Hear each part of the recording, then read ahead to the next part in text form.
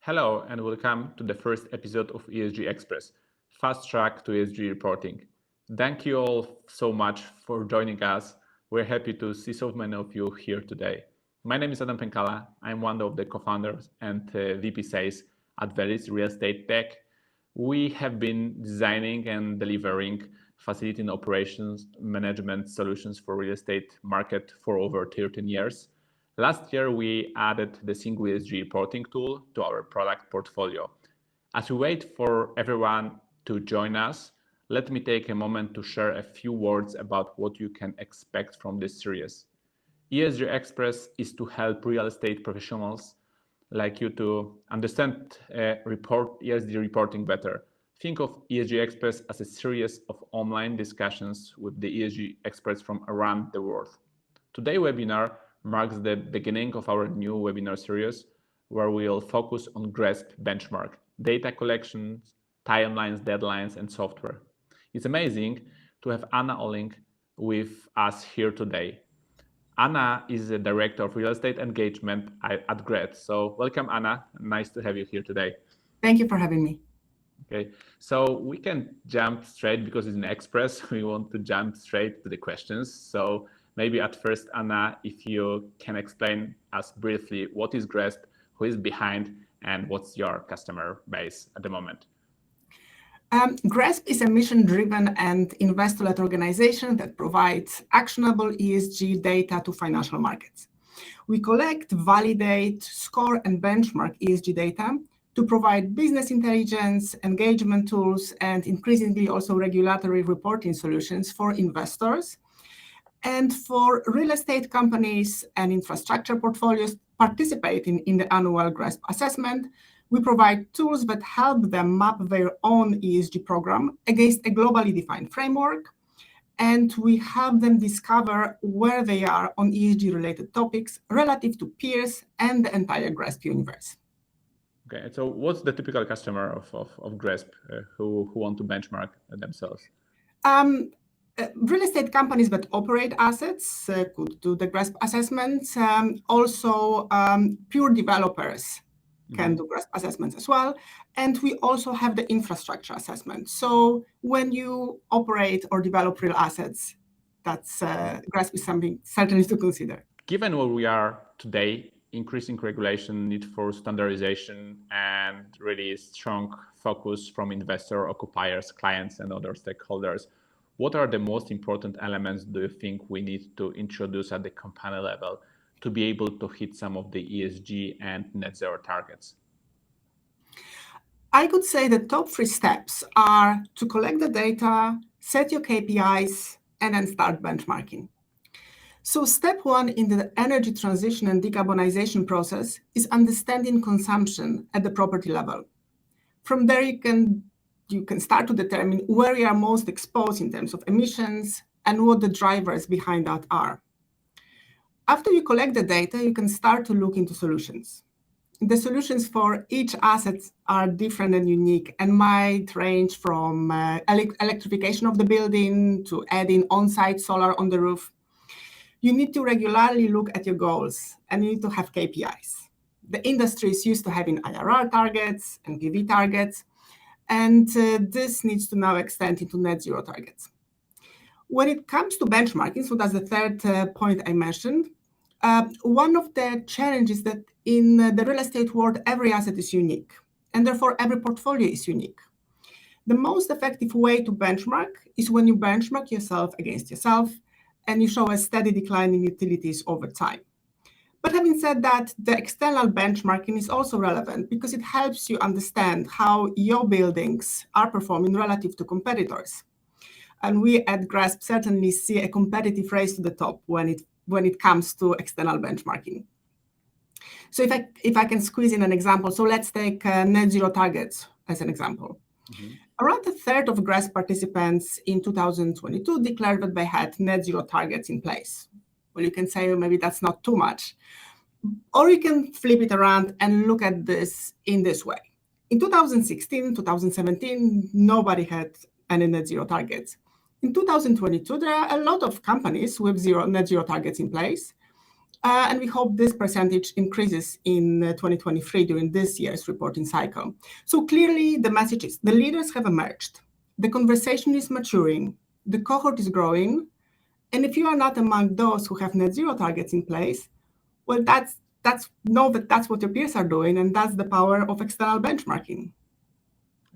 Got it. But you mentioned about data collection, and our experience is that working with real estate customers, they really struggled with that topic. So what's the market right now? Can your customers provide a complete data sets? What kind of solution can help them with that? GRESB participants are making strides in obtaining assets performance data, which is the first step in the decarbonization strategy, as I have mentioned before. The average percentage of energy data coverage reached 68% in 2022, well, which is a strong increase of 5 percentage points compared to 2020. In Europe, the number is slightly higher, and it reached 71% in 2022. When it comes to water and waste data, the data collection stood at 70 for water and 47 for waste last year. So as you can see, we are still short of the ideal 100% data coverage that we are aiming for. We also see that PropTech solutions like smart metering or ESG reporting software start to support our customers with data collection and data standardizations. So we believe that data coverage each year would be higher also because of such IT solutions. Thank you. Yes, indeed, that for us, that's the main focus on our projects to, first of all, to figure out with the customers how they can collect the data from the different data feeds, different data sets from around their mixed portfolios, and then try to standardize it. So that's the standardization is the big thing around their portfolios. And at the end, the pre-validation of the data, so that we know that the data is probably the highest quality that they can send to the organizations like GRESB. So my question is, what if you are also validating the data at your organization? What kind of data could be validated? Right. Data validation is an important part of the GRESB annual benchmarking process, and is a check on the existence, accuracy, and logic of data submitted through the GRESB assessment. The validation process includes both automatic and manual validation. So let's start with what we call a manual validation. Some questions require that participants attach supporting documents to prove that the answers provided in the assessments are supported by sufficient evidence. The validation rules and processes are set by and overseen by GRESB, but the validation itself is performed by our third-party validation provider. Then when it comes to validation of assets level data, like water, waste, greenhouse gas emission, and energy, we use the so-called automatic validation. So let me give you an example here. We had around 150,000 real estate assets reported to us in 2022. And so when participants start filling in their asset characteristics like asset size, type, location, year of build, we already know what water, waste, greenhouse gas emissions, and energy should follow. If a number that is inserted looks like an outlier, we will highlight that automatically. Additionally, if a participant hires a consultant who can verify and assure the accuracy of the data according to the standards that GRESB approves, participants will get extra points. Mm-hmm. We also work with companies who specialize in data collection, with whom we have the API connection in place, and sending data directly to us via the API connection also helps to eliminate human error and increase data quality. Okay. Thank you very much. So I have one question is from our audience is also about correlation between size of the real estate portfolios and the ability to get the higher score. I know from our experience that regarding the data collection, the largest portfolios and the mixed portfolios from around between the countries struggle the most because the complexity of the projects are a little bit higher, let's say. What about the correlation between size of the portfolios and the GRESB score? You have the same thought like we have, or there is the opposite? Yeah, we received the question a lot, and we ran a yearly analysis on this, and we consistently see little to no correlation between the portfolio size and the GRESB score. What we do see is that the large, well-capitalized portfolios might more easily set up ESG frameworks and policies. However, owners of the smaller portfolios tend to have a better understanding about what is truly going on with their assets. So one consistent thing that we see is that each group thinks that the other group has it easier to report to GRESB, and we don't see that way. So Anna, that's really positive that both like all types of the real estate companies has the same starting point, let's say. So for me, it's great. And the last question would be about the deadlines and the preparation for the GRESB 2024 reporting season.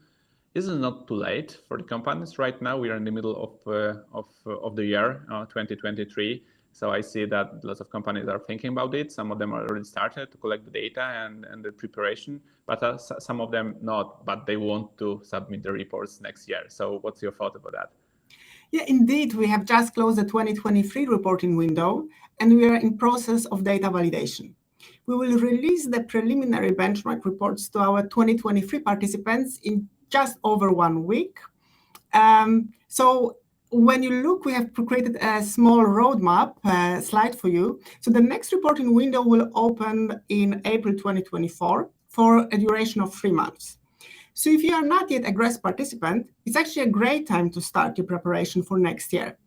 Please reach out to us via the contact form or to me directly. We will help you navigate the assessment resources, and we will provide you with some tips when it comes to reporting your specific portfolio.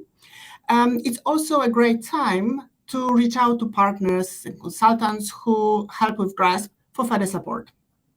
Okay, thank you. So it's great that it's also reachable for the customers right now, so it's not too late, so they can start. So Anna, thank you so much for today. We are really grateful for your insights, like from the expert perspective. So we also want to thank you, all of you, hundreds of ESG experts from around the world who joined us today and registered. Our journey doesn't end here. Join us in our next episodes, where we will explore the fascinating intersection of IoT and ESG reporting, moving from signals to data collection. See the registration link in the comments section below. So remember, we are here to support you on your ESG journey. So if you are struggling with ESG data collection and reporting, feel free to reach out to us and check how our single ESG solution can support you. Book the free consultation with our ESG experts to streamline your data collection. Take a look at the comment section for the registration link. Thank you again for being here with us, and goodbye. See you next time. Bye. Thank you.